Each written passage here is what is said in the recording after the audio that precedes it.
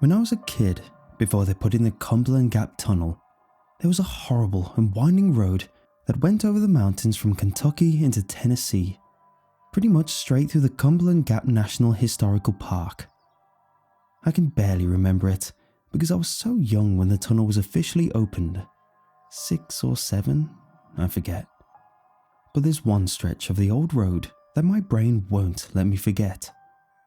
Overshadowed by the trees and built into a jut of rock that caused a kink in the road, there was a door. A normal, average, you'd see it on a house door with a little brass knob. It always irked me because I was, and still am, very much the type of person who doesn't like not knowing things, and that door became the mystery to end all mysteries. One of the most vivid memories I have about it is the first time I asked what exactly it was and where it went to, sitting in the back seat of Mum's car while stuck in standstill traffic. While Mum was more concerned about the bumper-to-bumper crunch of cars that couldn't get past the wreck up the way, I was tidily asking about the door, repeatedly, like her initial answer of, "I don't know," didn't count. Other people thought they knew. Everyone had an idea, or a theory, or had heard somebody talking about knowing somebody who knew someone who'd been in there. I heard a dozen different stories from a dozen different people over the course of my childhood. It's where they hid munitions for World War II. It's where the soldiers hid during the Revolutionary War. It was where bootleggers had once hid their stash. It was where Native Americans had lived before they were driven out of the area. It was an entrance into a cave system that was at the park, or where they kept the controls for things like lights and cameras. I personally liked my own theory that there were Neanderthals inside who stayed up late making cave paintings of horses, which made as much sense as anything else anyone had told me. In time, though, the tunnel was finished and the old road was destroyed. The door was forgotten, like so many other childhood memories, and I became convinced that I had dreamed up the whole thing. It happens. Kids have vivid imaginations and false memories are pretty common. That was until my best friend decided we were going to have a day of fun at the park.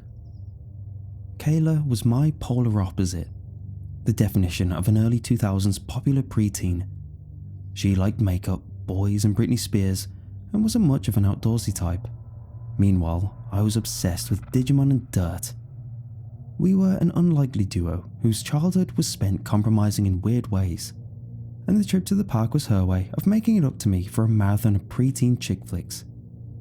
She knew I wasn't thrilled about Mary-Kate and Ashley, so she'd take the dive and go catch tadpoles with me as a sort of concession. Hell, it was a double concession since, having hit the age where looks, friends and social etiquette suddenly began to matter, it was pretty obvious that she was becoming more and more hesitant to be seen in public with me. This was probably the reason why, when we got to the park, she specifically asked to be dropped off at a not-so-popular entrance to the trail, rather than my favourite starting point on the Iron Furnace Trail. There was less a chance that one of her crushes or school buddies would catch wind of us, not that they'd be hanging out in the woods anyway. Her grandpa wasn't the keenest on this, since he didn't like the idea of us being so far from people, but she managed to convince him by citing that civilization was literally down the hill from us if something happened. A big hill, sure, but you could technically see the roofs of houses from the road just off the parking lot. He hesitantly agreed and drove away with a sigh, leaving us standing there with a couple of jars for tadpoles and some well wishes. No sooner than his car disappeared back into the road did Kayla turn to me, sigh and say, "What are we doing now?" I had some ideas. I wasn't as familiar with this stretch of trail than the tried and true route of the Iron Furnace, but I imagined myself some kind of intrepid explorer and figured that, so long as we stayed on the path, there wasn't anything that could go wrong.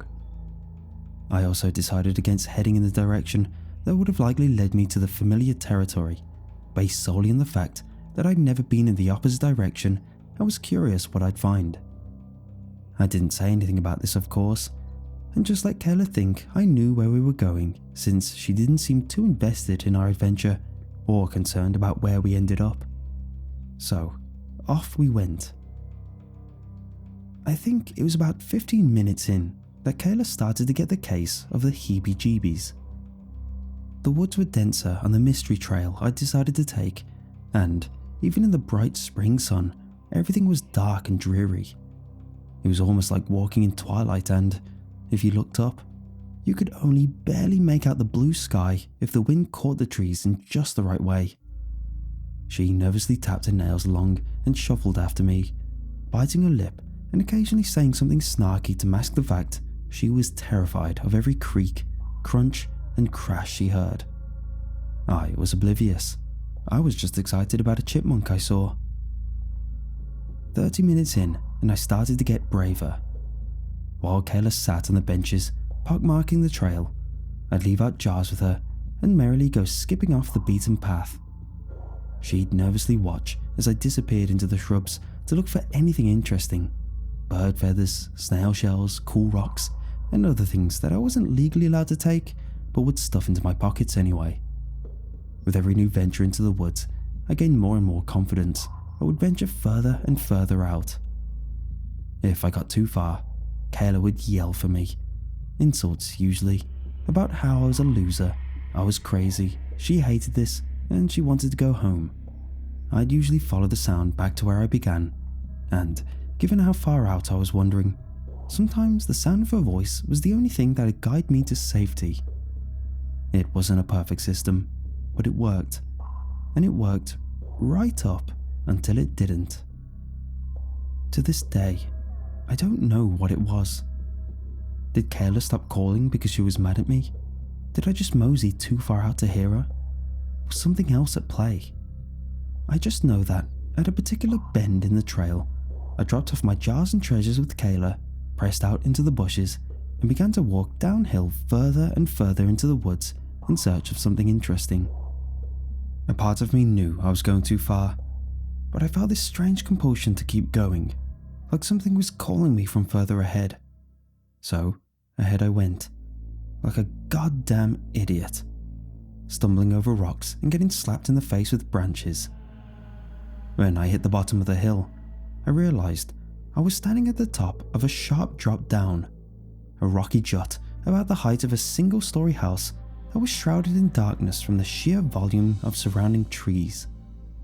If I squinted though, I could make out what rested at the bottom of the fall, and my eyes widened when I saw fading yellow dashes and darkened asphalt.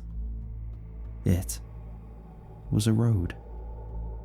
Not just any road, but a pretty pristine road that, aside from some cracks in the cement, was still completely drivable, but only for a stretch. I awkwardly climbed down the rocky drop to investigate, and you could only walk along it for about the length of a football field before it gave way to greenery on the other side. It was just some bizarre slice of the modern age plopped right in the middle of the mountains, somehow immune to nature and time.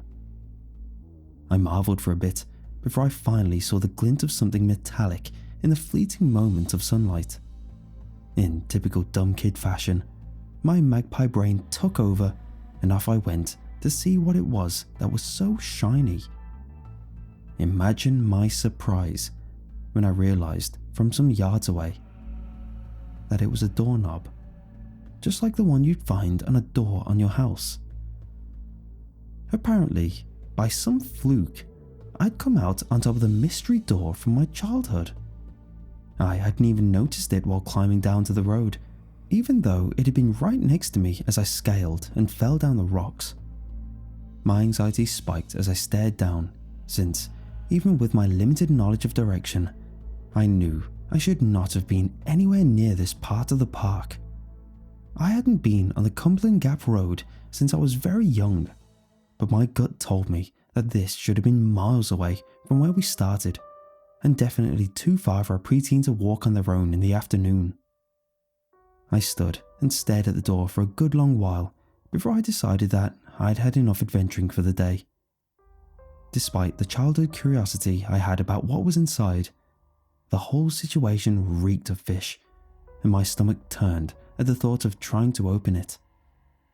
Inhaling deeply, I opted to instead scramble back up from where I came and play Marco Polo with myself until I heard Kayla respond.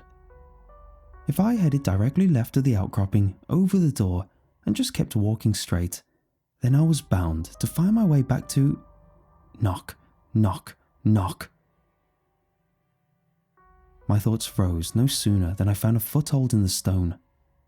3 slow, steady knocks thundered from the other side of the door. My heart found its way to my throat, but my eyes couldn't find their way to the door. My brain was torn as to whether I should look or not. Tap, knock, knock, tap. There was a rhythm to it, like a song or, and I'm going to feel dumb admitting this, the telegraph scene from Balto. I know that sounds absolutely stupid, but as a kid, that was my only real exposure to the idea of Morse code or anything similar. In a moment of panic, I stood there, frozen, trying to see if my exposure to a 90s cartoon movie had turned me into an expert. Tap. Hell, I didn't even know if it was Morse code. The more I stood there, the more it started sounding like somebody just trying to get out of a room after they'd locked themselves inside. Knock. Tap. I stumbled at the force of the knock and let out a yelp. Everything fell silent, even the birds in the trees. Frozen on my ass on the road in the middle of the woods, I gawked at the door. Tears began to well in my eyes. This was some scary tales to tell in the dark stuff, and I was not having it. Hello? A voice, small and familiar, warbled from the other side. Rapid tapping accompanied it, like dog claws skittering across the linoleum floor. Standing up and brushing my butt off, I started trying to clamber up the rocks again. Hello? Erin? The voice knew my name. And it hit me like a ton of bricks that the reason it sounded familiar is that it sounded like Kayla. The cadence was all wrong though, like listening to a parrot talk. The door, or whatever was on the other side of it, mastered the sound, but not the method. Erin, where did you go? You went so far, I looked for you. Foothold found, I hoisted myself up, using tree roots and rocks and anything that'd support my weight. A part of me was hurt to leave Kayla behind, but I couldn't get over the weird rhythm of its speech. Besides, there was no way that she could have gotten ahead of me, right? There's no way she'd even come out into the woods, right? She was scared of the actual trail, let alone the wilderness beyond it. Erin, you left. You went so far in. Erin, where did you go? Erin, I'm scared. It's dark. Erin? Erin? I hit the top of the incline and pulled myself up, panting and dirty with sore palms and mud in my mouth. Every muscle in my body trembled from a mixture of exhaustion and fear, and I lingered a bit too long, overlooking the door. It took me a moment to realize the door had stopped talking, and it took me an even longer moment to realize the tapping had stopped. However, it took me no time at all to realize that the sound of creaking hinges was probably a bad sign. Erin? Are you there? Erin? The voice was clearer now, and when I squinted down onto the dark road, I saw the vaguest hint of a silhouette slinking out of a crack in the door. It was humanoid, I guess, but not human. There were too many odd angles and thin extremities to count it as human. Granted, I also didn't take too much time to try figure out what it was, since I'd seen enough horror movies to know that the ones who gawk the longest die first. I did catch a glimpse of it whipping around to look at me, oversized puppy dog eyes watching as I vanished into the woods, first quietly, and then with increasing volume as I heard it scampering after me. Shrieking like a banshee, I ripped through the underbrush and screamed Kayla's name at the top of my lungs. I waited for her to yell back to me, but I only heard a voice coming from behind me, desperate and broken. Erin, it's dark. I'm scared. It's dark, Erin. Erin, you went too far. I can't see you. Want to go home, Erin? My lungs burned as I pushed myself uphill, faster and harder than a kid should ever have to go. My heart thumped against my eardrums and my legs felt like jelly underneath me. Every time I stumbled, I imagined that thing gaining on me and barely stopped to gauge how hurt I was before scrambling off again. Sometimes I made it a good ways on all fours, hunched over and trying to use my arms to pull myself ahead when my legs threatened to give out. And the whole time, the chorus of Erin, Erin chimed behind me, beside me, above me. I just kept screaming out for Kayla, hoping that she'd hear my panic and answer me back. In my heart, I knew I could tell the difference between her and that thing, since she'd actually sound like a human being. At first, that's what I told myself, as I recklessly tore my way ahead. As I crested the hill, I found myself going downhill again, and I let gravity carry me the rest of the way. The voice behind me became more distant the faster I moved, quieter and quieter, as if fading from existence itself, and I thought I would too, when my feet finally went completely numb and I fell, hard, over a tree root. I felt my nose pop and the world spin as I tumbled down and down, finally coming to rest with a grunt on soft dirt that was strangely devoid of leaves. I opened one eye and saw the edge of a wooden bench. On top of it was a couple of jars full of snail shells and bird feathers. Standing next to it, staring at me in horror, was Kayla. She immediately fell down next to me in a flurry of, "Oh my God," and "Are you okay?" I was pretty sure God had abandoned me and I was far from okay, so I numbly stared at her until I realized I hadn't broken any bones and could probably get up. She shakily hoisted me to my feet and began to fuss over my nose. It was bloody. My clothes, they were a mess, and my hair, it was full of leaves. She pointed at fresh bruises and cuts and asked what I'd done, and I was too shell-shocked to answer, aside from some paranoid glances over my shoulder. "Oh my God, Erin. Erin, you went so far out and I couldn't see you anymore. It was dark. I was scared. I've just been yelling for you this whole time. How did you end up coming from uphill? Are you okay? I was so scared. Oh my God, I wanted to go look for you, but what if we both got lost? Oh my God, let's go home. Let's go home. I want to go home. This is stupid." We left the jars. She led the way back. The half-hour hike felt like an eternity, but not nearly as long as the amount of time we sat on the benches in the parking lot waiting for our ride to come get us. We didn't really talk, and if we did, I don't really remember what was said. I can easily imagine her ranting to the side of my head out of worry and anger, because that's how she was, and it would have been completely justified. But my mind was too fixated on the door, the thing, my pulse, how much I didn't want to sit with my back to the woods, but at the same time, I didn't want to worry Kayla by making her think something was more wrong than I'm an idiot who fell down a hill. I just stared pointlessly ahead until I saw her grandpa pull up. Of course, he wasn't happy with either of us. We should have taken the iron furnace trail. I shouldn't have gone wandering into the woods. My mom was going to kill him for not watching us. I ignored most of it because I had more important things to worry about, and it was a relatively quiet ride back home. But as I got out of the car in front of my house, Kayla grabbed my wrist to keep me from wandering too far. Out of earshot of her grandpa, whispering like a town gossip, she asked me why I'd been messing with her while I was in the woods. I told her I hadn't. Her face went pale. "Oh," she said, "because it sounded like you, sort of. they were saying they had something neat to show me down the hill. Said they'd found a door in the mountain